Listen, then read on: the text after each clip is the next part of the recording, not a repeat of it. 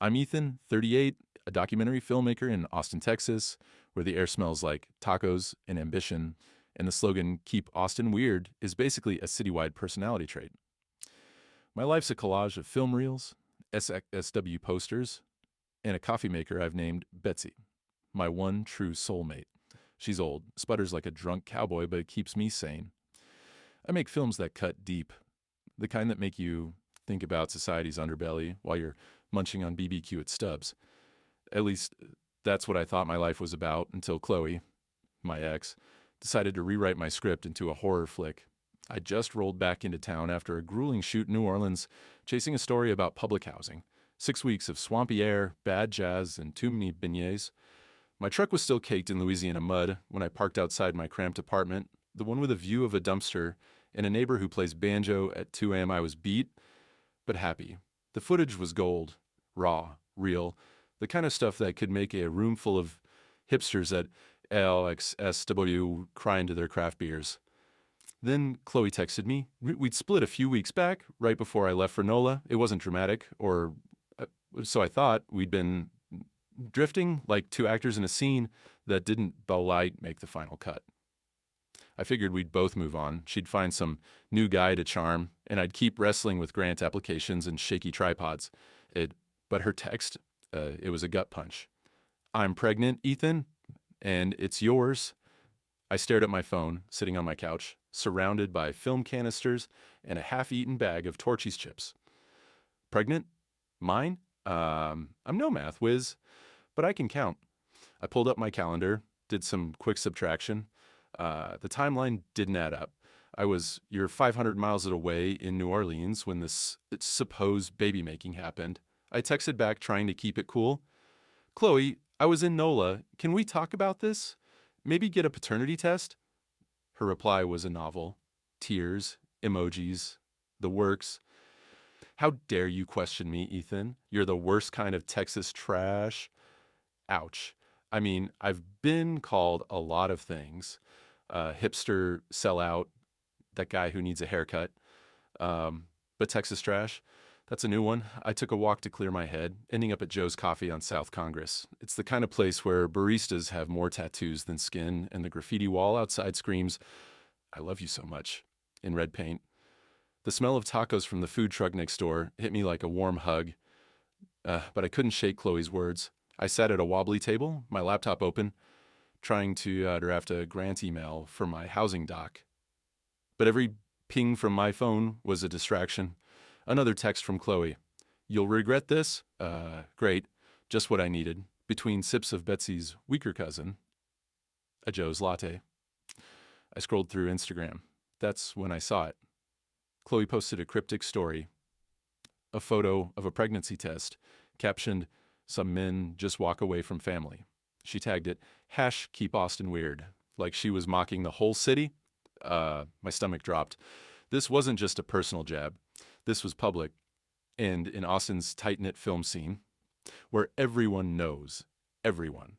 Gossip spreads faster than wildfire in a drought. I leaned back, watching a scruffy indie band set up across the street, their amps buzzing like my brain. Okay, Ethan, I muttered to myself.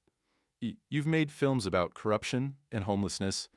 You can handle one unhinged ex. But doubt crept in. What if I'd miscalculated? What if there was some blurry night I didn't remember? I'm not perfect. Hell, I once forgot my own birthday, but I'm not that guy. Am I? I stared at an old SXSW poster on my wall when I got home. One from my first film. It felt like a lifetime ago, when I thought I was a decent person. The next morning, I drove past Franklin BBQ, the smell of brisket wafting through my truck's open window. It reminded me of simpler times, shooting in the hill country. Just me, a camera, and a story to tell. Now, I was the story, and not the good kind. I tried to focus on editing my New Orleans footage, but Chloe's Instagram post kept nagging at me. Then I got a notification. One of my film's potential funders, a guy named Bob, who wears plaid like it's a religion, shared Chloe's post with a comment. Heard Ethan's not so trustworthy. My heart sank. This wasn't just drama anymore. This was a threat to everything I'd built. I slammed my laptop shut, pacing my apartment. I thought breaking up with Chloe was like cutting a bad scene, I said to Betsy, who gurgled in response. But nope, she's turned me into the villain in her own damn thriller. I wanted to call Chloe, demand answers, but I knew she'd just cry and twist it against me. I've seen her play that card before, tears on cue, like she's auditioning for a soap opera. Instead, I grabbed a beer from my fridge and sat on my balcony, overlooking Austin's skyline. The city hummed. Traffic, music, life. I love this place. Its quirks, its heart. But right now, it felt like the whole town was about to turn on me. Chloe's post was gaining traction, and in a city where reputation is currency, I was going broke fast. I took a swig, staring at the stars. If I'm going to fight this, I told myself, I need to be smart. No yelling, no Reddit rants. I need proof. But proof of what? That I'm not a deadbeat dad? That Chloe's playing me like I'm some B-list actor in her twisted script? I didn't know yet. All I knew was that this storm was just getting started, and I was standing right in the eye of it. And so there I was, Ethan, the guy who thought he could make gritty documentaries and dodge drama like a pro. Wrong. Chloe, my ex, wasn't just tossing pebbles at my reputation. She was lobbing grenades. Or her Instagram post, that snarky little pregnancy jab with #keep Austin weird, was just the opening act. Now, she was going full Tarantino, scripting me as the villain in Austin's indie film scene. And let me tell you, the plot was getting uglier than a bad SSU short. It started small, like a bad rumor, at a 6th Street bar. Chloe was whispering to anyone who'd listen, producers, editors, even the guy who runs the vegan food truck, that I was a deadbeat, a guy who'd ditch a kid faster than you can say Torchy's tacos. I caught wind of it at Torchy's, actually scarfing down a queso-drenched taco when my phone buzzed. A buddy, Mark, texted me. Dude, Chloe's telling people you're dodging child support. What's up? I nearly choked. Child support? For a kid I wasn't even sure was mine? Mark, I texted back. I was in New Orleans when this supposed baby happened. Do the math. But rumors don't care about math. They care about juicy gossip, and Austin's film crowd eats that up like brisket at Franklin's. Then it got worse. Chloe upped her game, sending emails from some shady, anonymous source to my film's funders and festival organizers. The emails were brutal, accusing me of exploiting people in my docs, skimming funds, the works. I got one forwarded to me by Bob, my plaid-loving, pickup-driving funder. Bob's email was short. Ethan, I love your films, but what's with these rumors? I can't back a project if you're shady. I stared at my screen, my apartment suddenly feeling smaller, the SXW posters on my walls mocking me. Shady, I muttered to Betsy, my coffee maker. The only thing shady here is Chloe's scriptwriting skills. Bob pulled his funding. Just like that, my housing documentary, months of sweat, late nights, and New Orleans mosquito bites, was dead. I tried calling him, but he dodged me like I was selling timeshares. Then, a gut punch. A film festival, one I'd been in for years, yanked my old doc from their competition lineup. Their email was polite but cold. Due to ethical concerns, we've removed your film. Ethical concerns? I wanted to scream, the only unethical thing here is Chloe's vendetta. But I didn't. I just sat there, sipping a Shiner Bock, feeling my career unravel like a cheap spool of film. The real kicker came at Torchy's again. I swear, their tacos are my therapy. I was scrolling Reddit, avoiding my inbox when I saw it. A post on Austin, Chloe's face all teary, holding a baby she called Olivia. The caption, a deadbeat dad in Austin, #keep Austin weird. My heart stopped. The kid was cute, sure, but the comments were a slaughterhouse. Ethan's trash. Boycott his films. Who does this to a kid? I wanted to hurl my phone into the queso. Instead, I ordered another taco and tried not to puke. Olivia. Chloe was putting a face to her story, and it was working. Austin was eating it up. I needed a drink, so I hit 6th Street, dodging drunk college kids and neon signs. At a dive bar, a bartender I know, Jimmy, leaned over while pouring me a Lone Star. Heard about Chloe, he said, wiping a glass. Saw her crying in her car after posting that kid pic. Looked guilty as hell, man. I froze, beer halfway in my mouth. Guilty? I asked. Jimmy shrugged. Like she knew she'd gone too far, but couldn't stop. That stuck with me. Was Chloe just hurt, lashing out? Or was this some twisted power trip? Either way, she was controlling the narrative, and I was the guy getting booed off the stage. The next night, I ran into her at an SXW screening. Bad luck, or maybe she planned it. The venue was packed, all craft beer and pretentious chatter, with indie music humming from 6th Street outside. I was there to network, maybe salvage my project. Then I saw Chloe, eyes red, making a scene. "You left us, Ethan," she sobbed, loud enough for half the room to hear, heads turned. I felt like a deer in headlights. "Chloe, let's talk outside," I mumbled, but she kept going, tears on cue. I bolted, her voice chasing me as I hit the street, the twang of a guitar busker mocking my exit. "Well, that's one way to tank a networking event," I muttered, kicking a pebble down the sidewalk. Back home, I edited footage until 3 a.m. The glow of my monitor, my only friend. Reddit notifications kept popping up. More hate, more lies. "I make films to find the truth," I told myself, slicing a clip of a New Orleans activist. And now, I'm drowning in a fake story. That's when I got a break. Mark, ever the sleuth, messaged me. Check those anonymous emails. They're coming from an IP at Radio Coffee and Beer. Chloe's favorite spot at, my pulse raced. And radio, that quirky joint with the string lights and overpriced lattes. Chloe was always there, typing away like she was penning the next great American novel. It wasn't hard proof, but it was a thread to pull. I leaned back, staring at a film canister on my shelf. "Chloe's playing me like I'm in her movie," I said to Betsy, who gurgled in solidarity. Too bad her plot's got more holes than a bad B-movie. But the damage was done. My project was toast. My name was mud. And every time I saw Olivia's face on Reddit, it felt like someone was erasing my life's work. I wasn't just fighting for me anymore. I was fighting for the stories I'd told, the people who'd trusted me with their truths. Chloe wanted a war? Fine. I'd start digging, Texas style, and I wasn't stopping until the credits rolled. You ever feel like life's directing you in a movie you didn't sign up for? And that's me, Ethan, 38. Austin's once promising documentary filmmaker, now starring as the town pariah in Chloe's Revenge, the Smear campaign. My ex, Chloe, wasn't just gunning for my reputation. She was napalming it.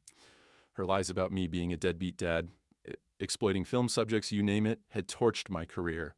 My housing doc was dead, my festival cred was trashed, and every Reddit thread in Austin seemed to have my mugshot. But I'm a Texan, damn it. We don't quit when the BQ runs out, and I wasn't quitting now. Still, I'll admit, I was hanging on by a thread thinner than a hipster's mustache. Chloe didn't let up. She started popping up everywhere, like a bad jump scare. One day, I'm at Zilker Park, trying to charm a new funder over picnic table beers, when there she is, accidentally strolling by with that tear-streaked face. "Ethan, how could you hurt me like this?" she wailed, loud enough for the whole park to hear. The funder, a guy in a Stetson who smelled like money, raised an eyebrow. Personal issues," he asked. I stammered, "It's complicated." But Chloe doubled down, switching from sobs to venom. "You'll regret breaking my heart," she hissed, storming off. The funder bailed, muttering about drama. I sat there, staring at the Barton Springs skyline, thinking, well, Ethan, you've officially hit the clearance rack of credibility. It got creepier. I filed a restraining order. Texas law's got your back if you can prove harassment. Took weeks, but I got it. For a hot minute, I thought I'd won. Then the order expired, and boom, a bouquet of flowers showed up at my office. A dingy loft above a taco joint. The card read, "For Olivia." Olivia, the kid Chloe swore was mine, despite my New Orleans alibi. I stood there, petals in hand, the smell of carnations mixing with carne asada from downstairs. "Real classy, Chloe," I muttered, chucking the bouquet in the dumpster. It felt symbolic, but it didn't stop the dread creeping up my spine. She wasn't just playing dirty, she was rewriting my reality. I started pulling away from everyone, friends, colleagues, even Mark, my buddy who'd sniffed out that Radio Coffee and Beer IP lead. He texted, "Beer at the White Horse? Let's talk." I shot back, "I'm good," and left it at that.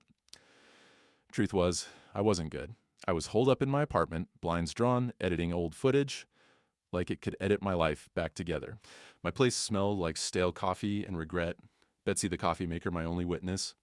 Every time I stepped outside, I felt eyes on me, real or not. Austin's a small town in a big city's clothes, and I swore every barista at Joe's was whispering, "That's the Deadbeat Filmmaker."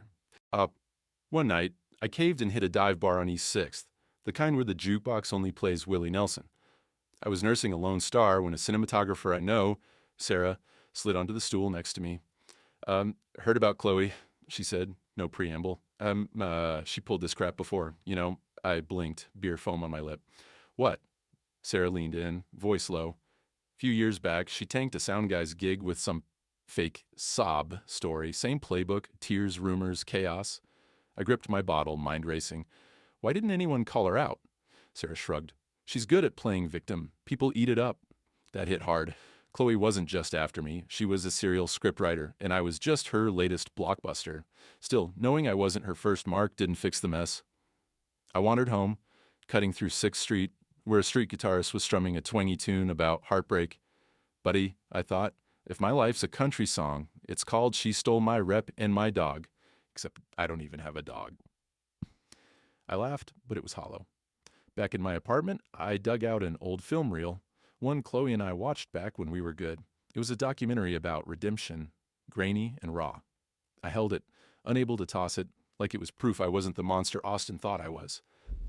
I'm a storyteller, I whispered to the dark, but if the world thinks I'm a liar, who the hell am I? The next morning, my phone rang. Mark, not giving up. Yo, Ethan, I've been digging, he said, voice crackling with that Austin hustle. Chloe's not just screwing with you. I think she's done this to others. My heart skipped.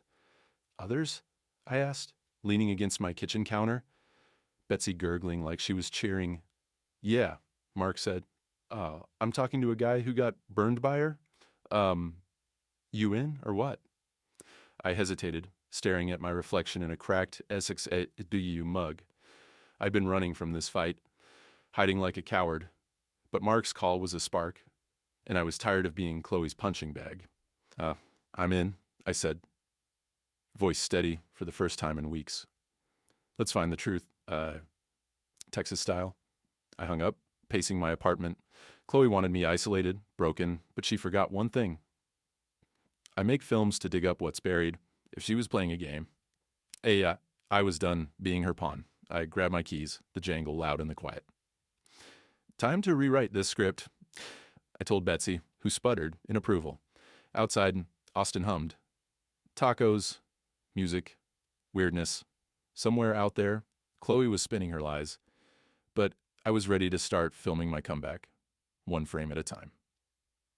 I'm Ethan, the guy who thought making documentaries meant chasing truth, not dodging lies. But here I was, neck deep in Chloe's twisted script, my career in Austin's indie film scene shredded like brisket at a bad BBQ joint. Chloe, my ex, had painted me as the ultimate deadbeat dad, tanking my housing doc, my festival cred, and my sanity with her rumors and fake emails. I was done hiding, though. Thanks to Mark, my buddy with a nose for dirt, I had a lead. Chloe's smear campaign wasn't just personal, it was a rerun. And in Texas, when you mess with a man's tacos and reputation, you'd better be ready for a showdown. Mark was on fire. He'd been digging, connecting dots, like a conspiracy theorist at a radio, coffee, and beer open mic. Ethan, he said over the phone, I found a guy, Daniel, a film critic Chloe screwed over years ago. Same playbook, sob stories, fake accusations. And there's Samuel, a music producer who bankrolled her single mom act. I was in my apartment, pacing past Betsy, my coffee maker, who gurgled like she was hyped for the plot twist. They're willing to talk? I asked, gripping my phone. Oh, yeah, Mark said. They're pissed. Meet me at the White Horse tonight. I nodded, even though he couldn't see me. Time to flip the script, partner. That night, the White Horse was all dive bar charm. Sticky floors, neon Lone Star signs, and a jukebox blaring Waylon Jennings. Mark slid me a beer, then introduced Daniel, a wiry guy with a beard that screamed, I review art house films. Samuel, the producer, was there too, rocking a bolo tie and a scowl. Daniel went first. Chloe trashed my rep at a festival, claimed I plagiarized her reviews. Took me years to recover. Samuel nodded, sipping his shiner. She played me, said she needed cash for her kid. I felt bad, gave her thousands. Then I caught her slipping, said the kid's dad was some photographer. Not you. My jaw tightened. Olivia, the kid Chloe swore was mine, was just a prop in her con. Samuel had gold, a secret recording. He'd taped Chloe during a heated talk where she demanded more money and tripped over her own lies about Olivia's dad. It's shaky, but it's evidence, he said, passing me his phone. I listened, heart pounding. Chloe's voice was frantic, contradicting herself mid-sentence. This is it, I told Mark, sliding the phone back. This gets us to court. Daniel smirked. Let's burn her house of cards down, Texas style. We lawyered up, a sharp Austin attorney named Lisa, who chewed gum like it was a grudge. The courthouse was old school, all wood paneling and creaky benches, the kind of place where justice feels like it's served with a side of sweet tea. Austin's local press was there, sniffing drama like bloodhounds. Chloe's lies had made waves, and now the tide was turning. Lisa laid out our case. The fake emails traced to radio coffee and beer. Daniel's story, Samuel's cash trail. Then she played the recording. Chloe's voice echoed, shaky, admitting Olivia's dad was someone else. Before backtracking, the courtroom buzzed. I glanced at Chloe, her face pale, hands twisting in her lap. Gotcha, I thought, but it wasn't joy. It was exhaustion. The judge, a no-nonsense woman with a drawl, wasn't buying Chloe's tears. Lisa pushed for a paternity test, and the judge agreed. Chloe tried one last script rewrite, claiming she was confused under stress, but she slipped, mentioning a date for Olivia's conception that didn't match her own timeline. The judge's eyes narrowed. Ma'am, you're digging a deeper hole than a West Texas oil rig, she said. The room stifled laughs. I didn't. I just stared at the floor, the weight of months lifting, but not gone. The DNA test was quick. I sat in a sterile lab, swabbing my cheek, thinking about Olivia's face on Reddit. The results came a week later, hand-delivered to court. The judge read them aloud. Ethan is not the father. The room went quiet, like the pause before a film's climax. Chloe crumbled, sobbing, then screaming, "This isn't fair." She lunged at the table, knocking over a water pitcher, and the bailiff hauled her out. I exhaled, long and slow, like I'd been holding my breath since Joe's coffee. It's over, I whispered to Mark, who clapped my shoulder. Not quite, but damn close. After, we hit the white horse again, the air thick with beer and relief. Mark raised his bottle. To truth, man, and tacos. I laughed, clinking his glass. And Betsy, I added, thinking of my coffee maker's loyal gurgles. But Olivia lingered in my mind. That kid didn't ask for this, I said, staring at my beer. Mark nodded, quiet. Chloe's a mess, but Olivia's innocent. I took a swig, picturing her tiny face. I wasn't her dad, but I felt a weird ache. Like I owed her something better than this circus. Back home, I found an old STSW poster in my closet. One from my first film. It reminded me why I started this. Truth, not fame. Chloe's lies had almost buried that. Almost. I sat at my desk, Betsy humming, and opened my laptop. My inbox had emails from funders, apologies from the festival. The truth was out, but it wasn't enough. I needed to rebuild, not just my name, but my purpose. One frame at a time, I told myself. The Austin skyline twinkling outside. Chloe's story was done, but mine? It was just hitting its stride. I'm Ethan, the Austin filmmaker who went from chasing truth with a camera to dodging lies in a courtroom. Chloe's smear campaign, or her wild tale of me being a deadbeat dad, had nearly burned my career to ash. But the truth came out, Texas style, with a DNA test and a judge who didn't buy tears. Chloe was done, my name was clearing, and I was back to making films. Still, life's not a movie with a clean fade to black. The real story, the one worth telling, started after the credits should have rolled. And it wasn't about me. It was about Olivia, the kid caught in Chloe's mess, and the kind of redemption you can't script. After the trial, things settled. Chloe faced charges for harassment, but I didn't follow the details. I was too busy piecing my life back together. One grant email at a time. Olivia, though, stayed on my mind. She wasn't mine. But her face. Those big eyes from Chloe's Reddit posts felt like a a loose thread in my story. Turns out her grandmother, Eleanor, felt the same. Eleanor, a no-nonsense woman with a southern drawl and a knack for baking pecan pie, stepped in and got custody. She took Olivia out of Austin's chaos, giving her a shot at a real childhood, far from her mom's drama. I heard through Mark that Eleanor kept my old documentaries, playing them for Olivia like bedtime stories. That's weirdly flattering, I told Betsy, my coffee maker, who gurgled like she agreed. Years passed, 5 to be exact. I kept making films, digging deeper into stories about people on the margins. My housing doc got new funding, premiered at SXW, and won an award. I stood on that stage, lights hot, the crowd cheering, and thought, take that, Chloe. But the anger was gone, replaced by something quieter, like the hum of Austin's skyline at dusk. I was 43 now, grayer, maybe wiser, still living in my taco-scented apartment with Betsy's upgraded cousin, Betsy 2.0. Life was good, but it felt like something was missing, like a scene I hadn't shot yet. Then I got an email. Subject line, film advice. It was from a college kid named Olivia, asking about documentary techniques for a class project. She was sharp, curious, with a knack for asking questions that cut deep. We traded emails for weeks, tips on framing shots, finding a story's heart. She mentioned she was studying film at UT Austin, dreaming of Essex at a bow. Kids got taste, I told Mark, over beers at the White Horse. It is the jukebox crooning Willie Nelson. Then, one day, Olivia dropped a bomb in her email. I think you know me. I'm Olivia, Chloe's daughter. I stared at my laptop, coffee going cold. Well, damn, I said to Betsy 2.0. That's one hell of a plot twist.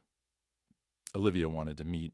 We picked Alamo Draft House, the holy grail of Austin movie nerds, where the smell of popcorn mixes with indie dreams. I got there early, nervous, sipping a Shiner Bock in the lobby. When she walked in, I knew her instantly. Those eyes, now 19 years old, bright with purpose. Ethan, she said, smiling, you're taller than I pictured, I laughed, easing up, and you're braver than I expected. We grabbed seats, ordered queso, and talked. She wasn't here to dig up the past. She wanted to know about her dad, for her real one. Eleanor told me bits, she said, dipping a chip, but I need to find him. For me, I didn't hesitate. Let's do it, I said, like we were planning a shoot. We spent weeks tracking leads, old emails, social media, even a bartender who remembered Chloe's fling with a photographer named Lucas. I called in favors, dug through Austin's artsy underbelly. When we found Lucas, a scruffy guy shooting landscapes in Marfa, I drove Olivia out there. The desert stretched wide, like a blank frame waiting for a story. Lucas didn't know about Olivia. Chloe never told him. But when he saw her, his eyes welled up. You're mine? He asked, voice cracking. Olivia nodded, and they hugged right there under a sky bigger than Texas. You had to step back like cameraless for once, just a guy watching a story unfold. Back in Austin, Olivia thrived. She was a film student by day, a storyteller by blood. Her first short, raw documentary about forgiving her mom got into SSM. She invited me to the premiere, and I showed up at the Paramount Theater, heart pounding like it was my own debut. The film was stunning, gritty, honest, with shots of Joe's coffee that hit me like a memory. Olivia narrated her journey, from burning Chloe's photos in anger to choosing forgiveness. Hating's easy, she said on screen. Forgiving's harder, but it's how I keep going. The crowd roared, and I clapped until my hands hurt, prouder than I had any right to be. After, we grabbed tacos at Torchy's, laughing about how her film's Joe's scene mirrored my old Chloe meltdown. You're a better storyteller than I was at your age, I told her, passing the queso. She grinned. I had a good teacher. I gave her my old copy of The Art of Documentary, scribbling a note inside. They keep telling the truth, kid? Driving home, I thought about Chloe. I didn't hate her anymore. She was a chapter, not my whole story. Austin sparkled that night, all neon and weirdness. I parked near 6th Street, the twang of a busker's guitar drifting over. Film taught me truth always finds a way, I said to Betsy, 2.0 later, her hum my applause. Sometimes it just needs a few bad takes and a lot of Texas. Olivia's film won at SXSW, and I was there, cheering, knowing the best stories aren't the ones you shoot. They're the ones you live.